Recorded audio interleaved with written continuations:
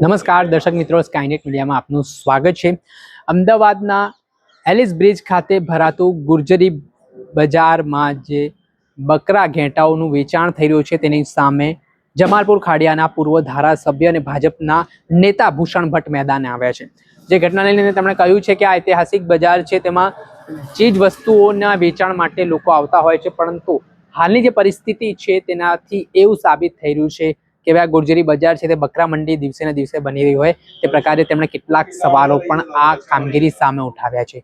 આ મામલાના સંદર્ભમાં તેમણે સ્થાનિક પોલીસ અધિકારીઓનું પણ ધ્યાન દોર્યું છે ને જે રવિ બજાર એટલે કે ગુર્જરી બજાર છે તે ગુર્જરી બજાર જ બની રહે ને આમાં જે ગેરકાયદેસર રીતે લોકો ત્યાં પશુઓનું જે વેચાણ કરી રહ્યા છે, બકરા મંડી જે બનાવી રહ્યા છે, તેમની સામે કાર્યવાહી કરવામાં આવે તેવી માંગ તેમણે કરી છે। પહેલા તો સાંભળો શું કહી રહ્યા છે ભાજપના નેતા ભૂષણ ભટ્ટ। તિલકબાગ લાલ દરવાજા ભદ્ર પાસે સાબરમતી નદીની અંદર અનેક વર્ષો જૂના દર રવિવારે ભરાતા ગુજરી બજારની અંદર એ ગુજરી બજાર જૂની નવા વસ્તુઓના વેચાણનું ખૂબ લોકો દર રવિવારે ત્યાં આવતા ખરીદી માટે આવતા હોય છે, વેચાણ કરવાવાળા ત્યાં વેચાણ માટે આવતા હોય છે। આ મોટા બજારની અંદર ન થયેલી ન બનેલી ઘટના એ જોવા મળે છે।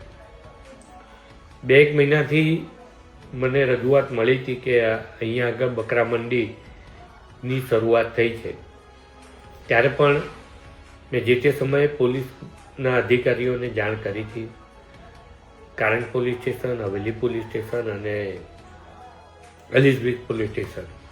આજે હું રૂબરૂ સ્થળ ઉપર જતા અને રૂબરૂ સ્થળ ઉપર ગયા પછી મેં જાણ કરી એ જ પોલીસ અધિકારીઓને કે આ નશાબંધી વિભાગની જે ઓફિસ છે તિલકબાગની સામે, ત્યાં આગળ આ પ્રકારે 150-200 લોકો ઘેટા બકરા વેચાણ કરવા માટે, જાણે બકરા મંડી હોય એ પ્રકારે વેચાણ કરવા માટે ત્યાં આગળ ઊભા છે અને 400-500ની સંખ્યામાં ઘેટા બકરા હતા।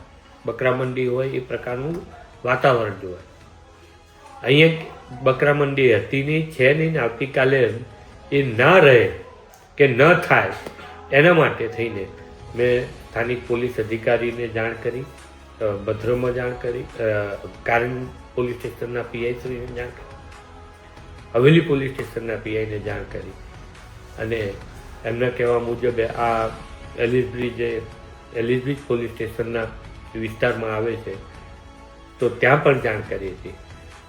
અને ત્યારબાદ મેં અમદાવાદ મ્યુનિસિપલ કમિશનર શ્રી અને ડેપ્યુટી કમિશનરને પત્ર દ્વારા પણ જાણ કરી અને ડેપ્યુટી કમિશનર શ્રી રમ્યા ભટ્ટ સાહેબને રૂબરૂ ફોનથી સંપર્ક કરીને વાત કરી કે આ પ્રકારે બકરા મંડી અહીંયા થવા માંડ્યું છે, એ થાય નહીં, હતું નહીં અને થાય નહીં એ દિશામાં યોગ્ય કાર્યવાહી કરવા માટે મેં આજે રજૂઆત કરી।